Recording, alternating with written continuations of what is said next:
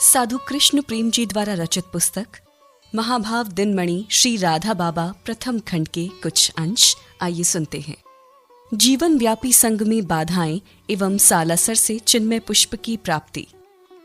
11 मई 1938 ईस्वी के मध्याह्न काल से राधा बाबा ने श्री पोदार महाराज के साथ रहने का आजीवन व्रत ले लिया। ये उनका व्रत अखंड रूप से 22 मार्च 1971 पूज्य पोदार महाराज के महाप्रस्थान तक निर्बाध चलता रहा। इस नियम में एक ही शर्त थी कि सूर्योदय से दूसरे दिवस के सूर्योदय के मध्य राधा बाबा को एक बार श्री पोदार महाराज के सशरीर दर्शन अवश्य हो जाएं। जिस दिन इस दर्शन में व्यवधान होगा उस दिन उनका यह व्रत खंडित हो जाएगा, क्योंकि पोदार महाराज उनसे विलग हो जाएंगे। इस नियम में अनेक बार बहुत बड़ी बड़ी बाधाएं आईं। यह बात श्री पोदार महाराज एवं राधा बाबा के मध्य अति गोपनीय थी। इसका प्रचार होना तो पोदार महाराज को न तो प्रिय था और न ही राधा बाबा को ही, क्योंकि संसार के लोग इसका उपहास भले बनावे, इस निष्ठा की गरिमा का उनका श्रद्धाहीन मन कल्पना भी नहीं कर सकता था। हाँ, श्री पोदार महाराज की धर्मपत्नी आदि के कुछ अंतरंग लोगों को अवश्य इसका ज्ञान था। 32 वर्ष के दीर्घ कालमान में इसमें अनेक बार बहुत बाधाएं आई।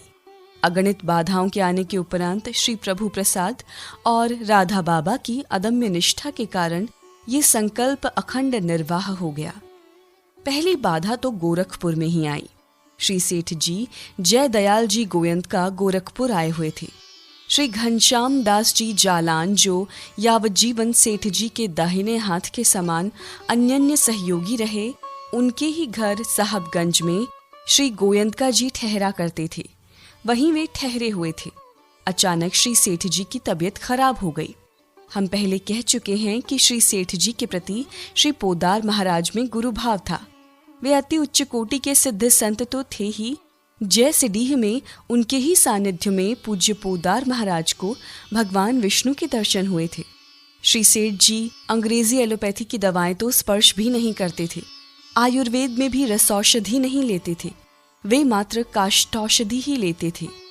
यद्यपि वैद्यों ने उपचार की बहुत चेष्टा की, किंतु श्री सेठ जी की अवस्था बिगड़ती ही गई। श्री पोदार महाराज मध्याह्न के समय साहबगंज गए थे, सो श्री सेठ जी की अति नाजुक अवस्था के कारण मध्य रात्रि तक नहीं लौटे। इस बात की किसी को भी कल्पना नहीं थी कि श्री सेठ जी इतने रुग्ण हो जावेंगे और पूज्य पोदार महाराज वहां रात्रि पर्यंत रुके रह जावेंगे। यदि इसका तनिक भी आभास होता तो राधा बाबा पोदार महाराज से जाने के पूर्व भेंट कर लेते और उस दिन का नियम पूरा हो जाता। अब तो यदि सूर्योदय के पूर्व पोदार महाराज से मिलन नहीं हुआ तो यह व्रत तो टूट ही जाएगा। श्री सेठ जी की रुग्णता से गीता वाटिका में भी सभी का मन अतिशय व्यग्र था।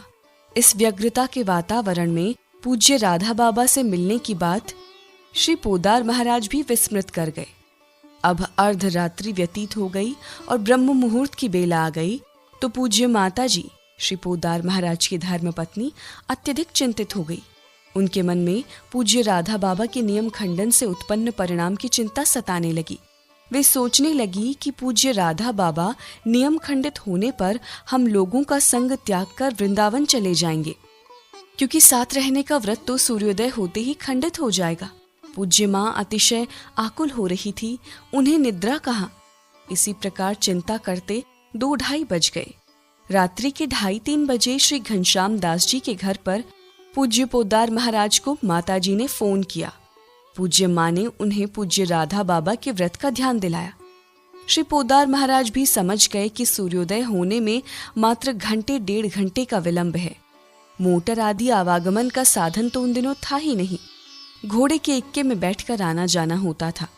गीता वाटिका उन दिनों सर्वथा जंगल में ही था। चतुर्दिक आम, अमरूद, लीची आदि के घने वृक्षों के बागीचे और कच्चा रास्ता था। इक्के में 1 घंटा तो पहुंचने में ही लग जाता। गोरखपुर अति पूर्व में होने से वहां सूर्योदय पश्चिमी भारत से 1 घंटे पूर्व हुआ करता है। फिर मध्य भारत में इक्का सामान्यतया तो उपलब्ध भी नहीं था। किसी वाहन वाले के घर भेजकर उसे निद्रित अवस्था से उठाकर वाहन में घोड़ा जुतवाकर बुलवाना पड़ता। तब गीता वाटिका पहुंचने की स्थिति होती। श्री पोदार महाराज को, जबकि श्री सेठ जी अत्यधिक रुग्ण हैं, उन्हें छोड़कर ऐसी विषम बेला मध्य रात्रि में गीता वाटिका जाने की ऐसी क्या त्वरा हो गई है? यह भी श्री सेठ जी के समीपस्थ सामान्य जन की समझ के परे की बात थी। फिर भी उन्होंने श्री सेठ जी के समीपस्थ लोगों से कहा, श्री सेठ जी की तबीयत अब वैसी चिंताजनक नहीं है। मैं एक अति आवश्यक कार्य से तुरंत ही गीता वाटिका जाना चाहता हूँ। श्री पोदार महाराज के मन में संकल्प उत्थित होते ही कोई अचिंत्य विधान सक्रिय हो उठा और उस विधान के फलस्वरूप श्री सेठ जी की आंखों में निद्रा की खुमारी आना प्रारंभ हो गया। लोगों ने स्पष्ट अनुभव किया कि सेठ जी को झपकी लग रही है। सहज ही मोटर कार भी उपलब्ध हो गई और पोदार महाराज मोटर कार से गीता वाटिका और वहां से सीधे पूज्य राधा बाबा की कुटिया पर पहुंचे। अगला प्रसंग है सालासर बालाजी से चिन्मय पुष्प की प्राप्ति। दूसरी घटना रतनगढ़ की है। राजस्थान में सालासर नामक एक स्थान है। यहाँ पर श्री हनुमान जी महाराज का सिद्ध स्थल है।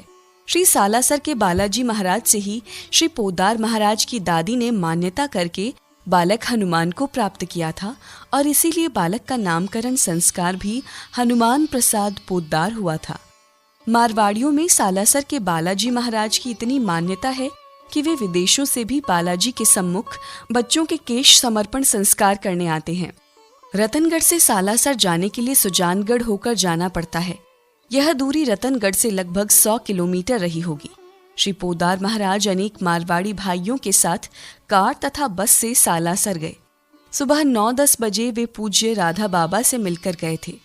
वे साथ ही ये भी कह गए थे कि सूर्यास्त के पहले पहले मैं पुनः लौटकर रतनगढ़ आ जाऊंगा।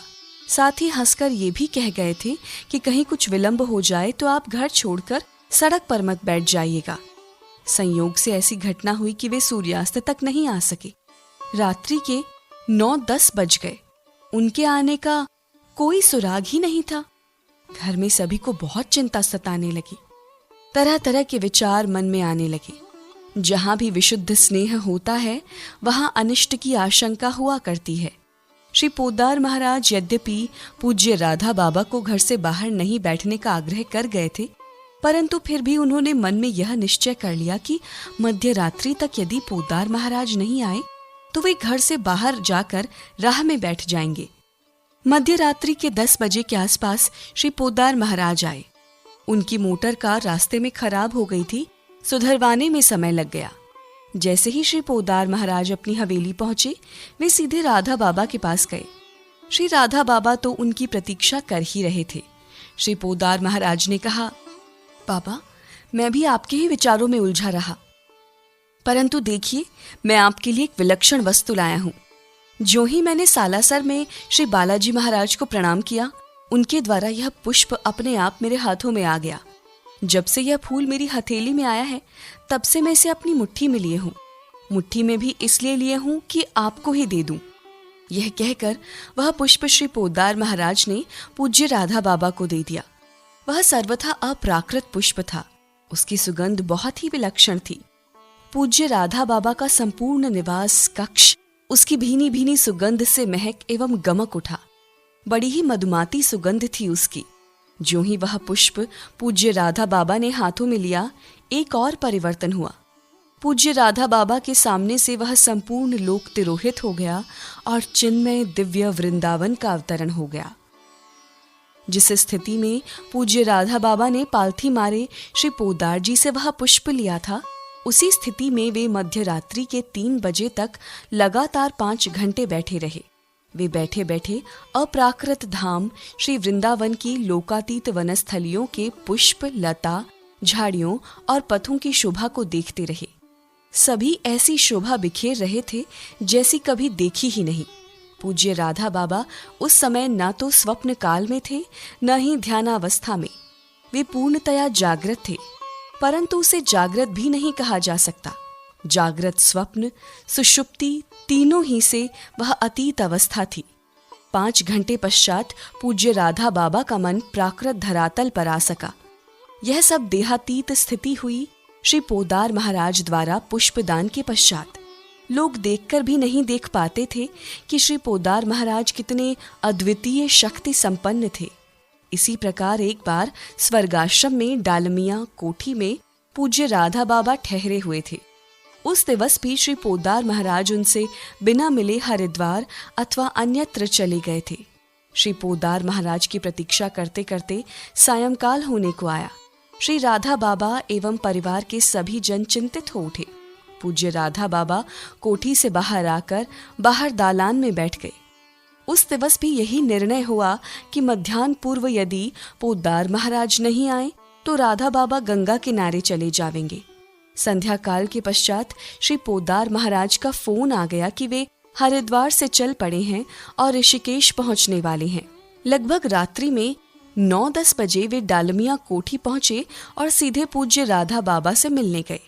शीत सहन की और पूज्य राधा बाबा से मिलने गए। आइए अब सुनते हैं अगला प्रसंग, शीत सहन की स्पर्धा।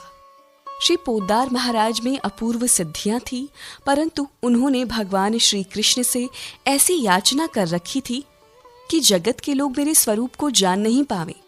आत्म महिमा की यथार्थता को छिपाए रखने के लिए वे ऐसा आवरण पूर्ण आचरण कर बैठते थे।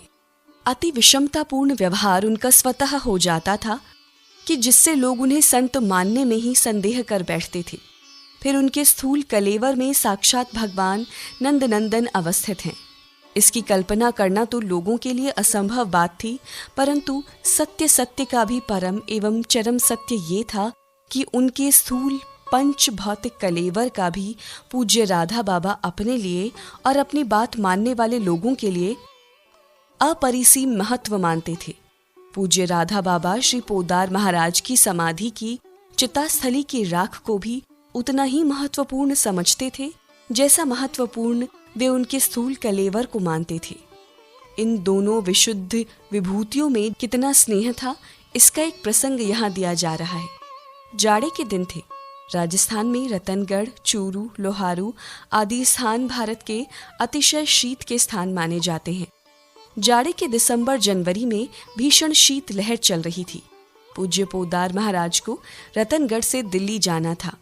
बीकानेर में दिल्ली मेल रात्रि को लगभग 10 बजे रतनगढ़ पहुंचती थी। पूज्य राधा बाबा के शरीर में रक्ताल्पता थी, अतः उन्हें शीत का अतिशय कष्ट रहता था। शीत ऋतु में वे प्रायः उबलते गर्म पानी की रबर की बोतल रखते थे, तब जाकर उनका शीत रुकता था। ओढ़ने के लिए भी 4 बहुत ही गर्म कंबलें रखनी पड़ती थी। यात्रा में कंबलें तो साथ थी, परंतु गर्म पानी की रबर की बोतल ठंडी हो गई थी। इधर रेलगाड़ी पूरी तेजी से चल रही थी। पूज्य राधा बाबा प्राय ऊपरी बर्थ में सोया करते थे। नीचे की बर्थ पर स्थूल शरीर होने से पोद्दार महाराज रहते थे। यद्यपि डिब्बे की खिड़कियां बंद थी, फिर भी शीत इतनी अधिक थी कि पूज्य राधा बाबा कांपने लगे। पूज्य राधा बाबा के पैर तो इतने ठंडे हो गए कि जैसे रक्त जम गया हो। श्री पोद्दार महाराज की दृष्टि पूज्य राधा बाबा की दशा पर पड़ गई। उन्होंने तुरंत अपने शुद्ध कश्मीर के पश्मीने के चादर दोहरी तेहरी की और पूज्य राधा बाबा के पैर और शरीर ढकने लगे। पूज्य राधा बाबा ने देखा कि श्री पोद्दार महाराज भी रुई की रजाई तो साथ लाए नहीं है। यदि यह पश्मीने की सर्वाधिक गर्म चद्दर उन्होंने उन्हें ओढ़ा दी तो स्वयं शीत के प्रकोप से रुग्ण हो जाएंगे। पूज्य राधा बाबा जरा जोर से बोले, यह तो ठीक नहीं है। यह सबसे गर्म चद्दर यदि आप मुझे ओढ़ा देंगे तो आप क्या ओढ़ेंगे? श्री पोद्दार महाराज अतिशय वात्सल्य भरे दुलार से बोल उठे, बाबा, मेरा कुछ नहीं बिगड़ेगा। मुझ पर इस शीतोष्ण विषम ऋतुओं का कोई प्रभाव नहीं होता। इनको सहने का मुझे अभ्यास है। मैं स्वयं शीत हो जाऊंगा। फिर शीत को थोड़ी ही पीड़ित करती है। मेरा ये सब कुछ नहीं बिगाड़ सकते। मैं तो पूर्णतया इनका दृष्टा हूं। पूज्य राधा बाबा श्री पोद्दार महाराज के वात्सल्य पर मुग्ध हो गए।